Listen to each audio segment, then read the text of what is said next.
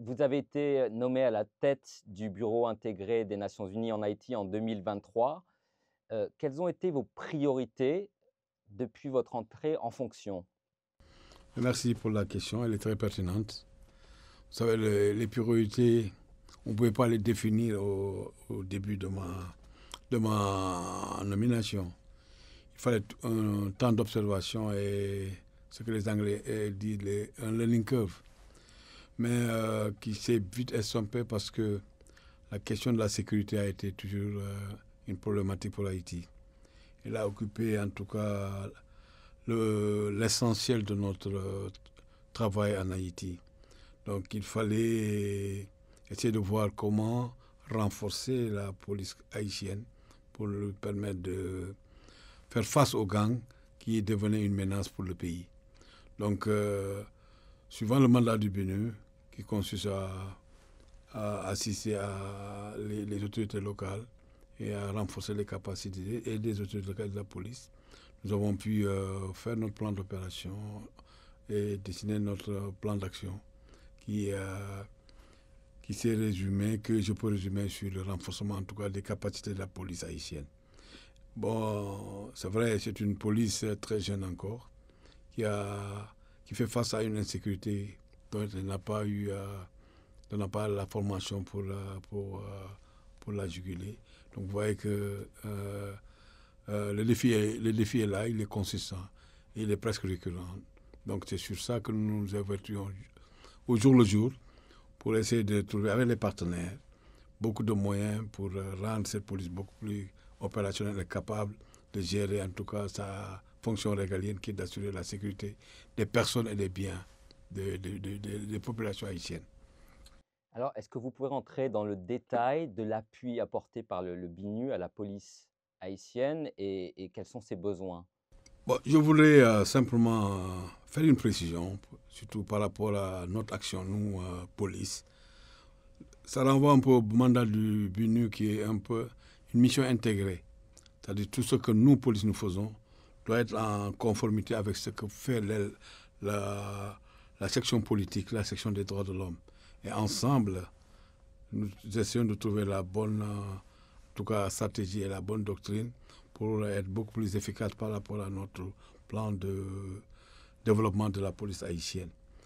Bon, nous avons la chance de pouvoir travailler en colocation avec la police. Déjà, c'est un acquis. Au jour le jour, nos personnels sont en contact avec les policiers haïtiens. Et de par notre expérience, parce que nous venons d'horizons très différents, donc de par notre expérience et surtout des documents stratégiques qui ont été développés par la police division par rapport au développement de la police haïtienne, nous essayons, hein, surtout dans certains domaines, surtout dans le domaine du anti-gang, qui est la problématique la plus gênante pour Haïti. Nous essayons par ce domaine, en tout cas, d'amener les policiers haïtiens à avoir beaucoup plus de ressources qui leur permettent de pouvoir avancer dans le cadre de la gestion de la sécurité. Bon, la priorité actuellement est surtout sur le plan des opérations. Mais la police est une entité, elle a une vie. Donc nous essayons avec les partenaires et surtout les autres sections de la police division à mettre en place une stratégie dans le cadre du développement, c'est-à-dire du recrutement, du traitement, hein, de la formation des policiers haïtiens. Tout ça pour permettre une bonne approche, hein, du règlement de la sécurité en Haïti. Et quelles sont les difficultés rencontrées par la police haïtienne, notamment pour faire face à la violence de gang dont vous avez parlé? Bon, la première des difficultés, elle est plutôt politique. Parce que vous savez qu'Haïti est un pays qui est instable sur le plan politique. Et donc, cette instabilité politique nécessairement impacte l'organisation de la police. On a le leadership est tout le temps renouvelé. Bon, les objectifs et les stratégies sont forcément renouvelés. Donc, vous voyez, donc, nous sommes dans la gestion du quotidien, dans la gestion du temporel, de celui qui est là. Nous avons connu en un an trois premiers ministres qui viennent avec 3 ministres, chacun vient avec sa stratégie, chacun vient avec son directeur général. Et ce n'est pas pour aider la police. Mais c'est pourquoi je dis que tantôt avant que la police a été plus sur le mode opération et non sur le mode développement. Et les deux vont ensemble. Et là, la grande difficulté maintenant, c'est de leur faire comprendre qu'il leur faut un plan stratégique qui définisse en tout cas la vie de la police haïtienne. Et arriver à faire accepter, à faire comprendre aux politiques que nécessairement, il leur faut une police professionnelle. Et nous travaillons sur ça. Alors, comment le BINU travaille-t-il avec la force multinationale d'appui à la sécurité en Haïti? Bon, la force multinationale, elle a été déployée suivant une résolution des Nations Unies. Mais ce n'est pas une force des Nations Unies. Nous l'avons vu venir. Mais personnellement, j'entretiens de bonnes relations avec le commandant de la force, que je visite régulièrement. Avec le directeur de la police, nous avons nos réunions hebdomadaires sur lesquelles moi, je viens en tant qu'appui. Parce qu'il est bon de rappeler que le BINU n'a pas une mission, n'a pas un mandat opérationnel. Donc, sur ça, moi, je viens avec mes idées, avec notre expérience du peace building, et essayer de voir comment, avec notre expérience du peacekeeping aussi, parce que j'ai fait du terrain, comment je peux assister le commandant de la force. Mais nous avons reçu une stratégie, d'une directive de la DPP sur, en tout cas, les cadres de coordination avec la MSS. Et pour cela, nous partageons ce que nous appelons c'est en anglais, mais je vais essayer de le traduire en français. C'est-à-dire c'est le comité des partenaires pour le développement de la PNH. Comme la MSS est déployée pour appuyer la police division, la police haïtienne, nous jugeons nécessairement qu'il faut leur parler. Et nous profitons de cette structure pour amener beaucoup plus de partenaires, en plus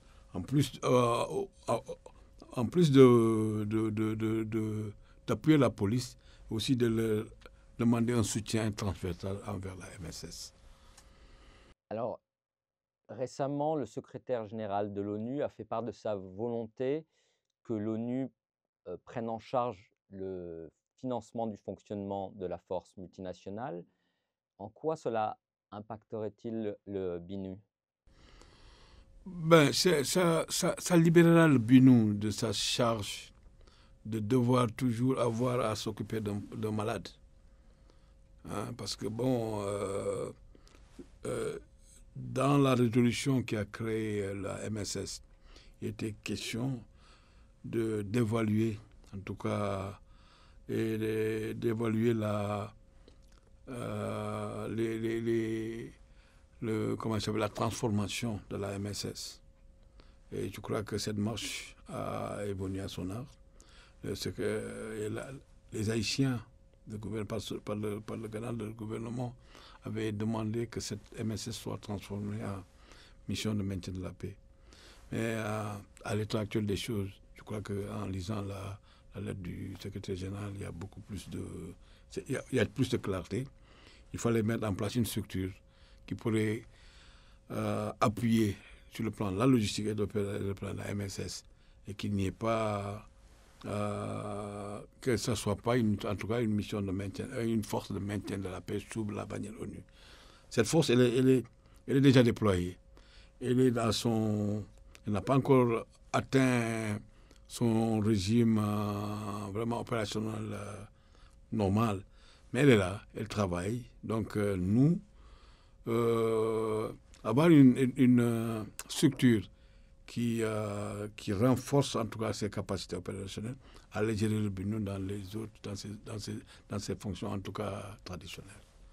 Vous avez parlé le malade dans votre métaphore, c'était donc la force multinationale. La police, et la police aussi. Et la police.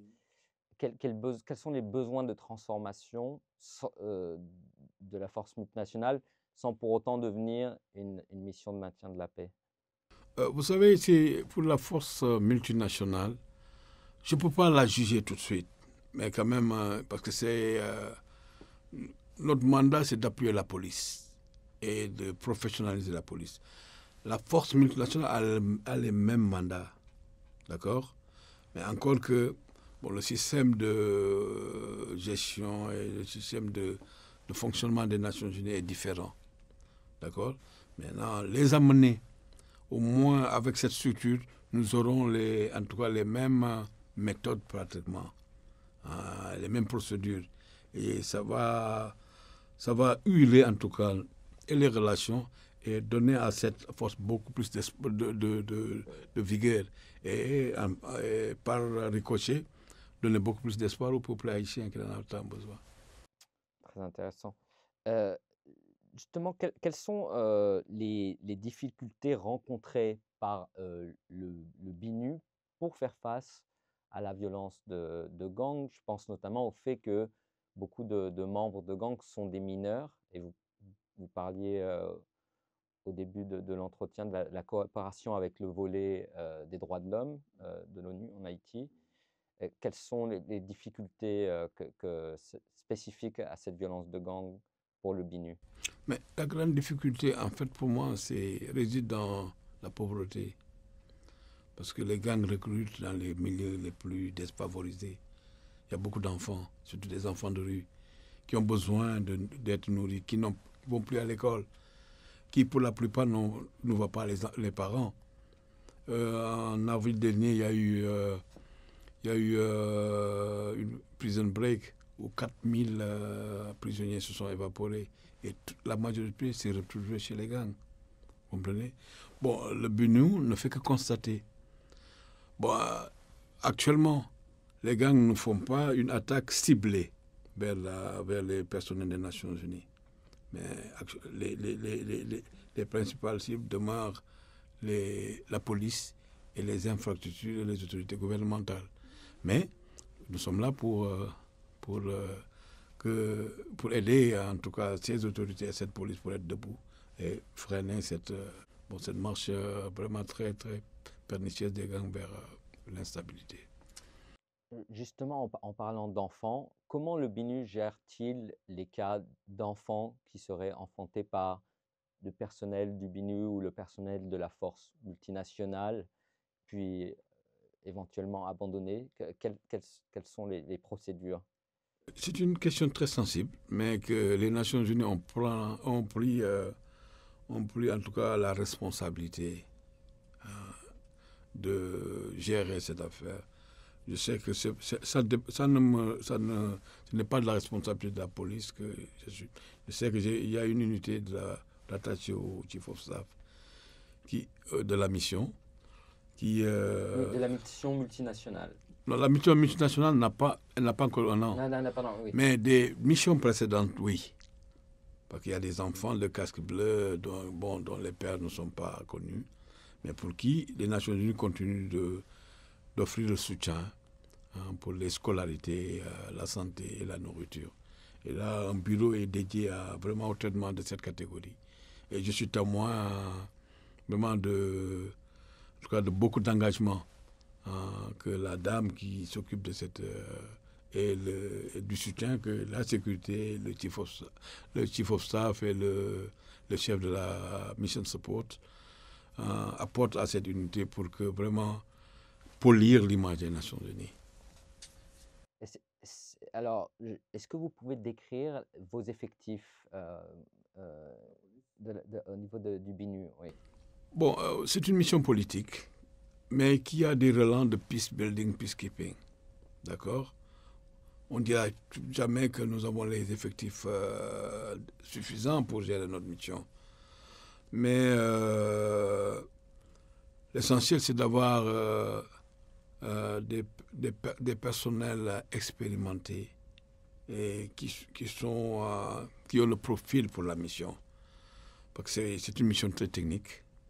Et nous recrutons parmi, en tout cas, les policiers, gendarmes des pays contributeurs qui nous fournissent en tout cas les meilleurs au profil qui sont souhaités. Pour le moment, nous sommes 70, répartis dans des spécialités différentes, suivant les besoins de la police nationale haïtienne. Et je crois que, bon, il a été question dans la lettre du secrétaire général de l'accroissement des moyens. Certainement, on pourrait espérer aussi pouvoir bénéficier de suffisamment de personnel pour des domaines qui commencent à être une nécessité pour la police nationale haïtienne, pour lesquels nous devrons aller chercher des experts qui pourront aider au renforcement de ses capacités.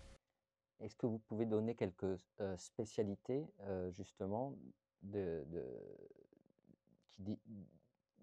personnel, du BINU?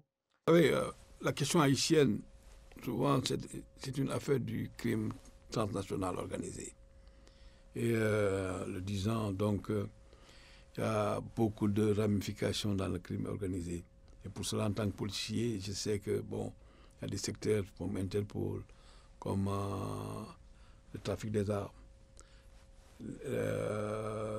les stupéfiants. Hein. Et voilà, l'argent, le blanchiment d'argent. Donc ceci, ça constitue des domaines, des unités pour lesquelles nous avons besoin d'une expertise pointue pour pouvoir juguler le problème à sa base.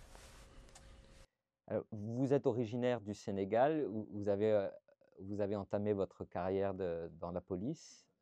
Qu'est-ce qui vous a mené à la tête du BINU? Oh, c'est une très longue histoire parce que moi, ma première, j'ai au moins 40 ans de service au sein de la police sénégalaise. Ma première expérience avec les Nations Unies, c'était bon, de manière un peu aventurière, quoi. Il fallait voir comment ça se passe. Et je l'ai commencé en Haïti, en 1997. Et après, j'ai fait d'autres théâtres là. J'ai fait la Bosnie, j'ai fait la Sierra Leone, j'ai fait le Darfour, j'ai fait la Centrafrique, beaucoup de missions. Et après, j'ai fait le siège. C'est d'ici, quand je suis parti, bon, j'ai dit pourquoi ne pas, avec tout le capital que j'ai eu aux Nations Unies, m'investir pour au moins mettre mon expérience. Parce que toutes ces missions avaient leur spécificité. Alors pourquoi pas chercher une mission et voir si mon expérience pouvait être utile. C'est ce qui m'a amené en Haïti. Et voilà, et tous les jours, je me remets en cause pour que, en tout cas, cette souffrance des Haïtiens qui ne le méritent pas puisse avoir un frein. Commissaire Papa Samba, je vous remercie. Mais tout le plaisir est pour moi d'avoir donné cette occasion pour que le monde puisse être beaucoup plus concerné sur la question haïtienne. Les Nations Unies seules ne peuvent pas tout faire. Haïti compte sur le monde, sur tous les partenaires, pour vraiment sortir de cette passe. Police Commissioner Papa Samba, thank you for being with us today. You became the head of the BINU in 2023. What have your priorities been so far? Thank you. Mr. Fabrice, I'm the head of police and correction units. We have both police and correction. And I think it is normal that where we all under ROTC working for justice and correction, that we can be aligning for the same goal. Back to your question, it was not easy for me to define my work plan, because when I arrived, I had to observe and to be on a learning curve. But that had not lasted long, because I knew that the police that the BINU had to advise and to build the capacities was very weak and were in need. And for that, I had to be focusing on how best we can look for resources to allow the national police to tackle the rampant insecurity that was in the capital city and in the Artibonite, one of the department of Haiti. So I discussed with my my team, of course, and requested some guidance from the BINU leadership, because, as I said, BINU is an integrated mission. Whatever you have to do, you have to consider the other section, human rights and good governance section. And based on our the discussion I had with those head of sections, we understood that insecurity has led to poverty and instability have led to insecurity. So I had to be closer to the police, the DG of the police, to let him know that if he wanted to succeed, there was some type of strategy that we had to put in place, and that one was fully based on how to bring in more security to the situation, to the population, with regard to police operations and police development. That was my initial objectives. Police Commissioner Papa Samba, thank you. My pleasure.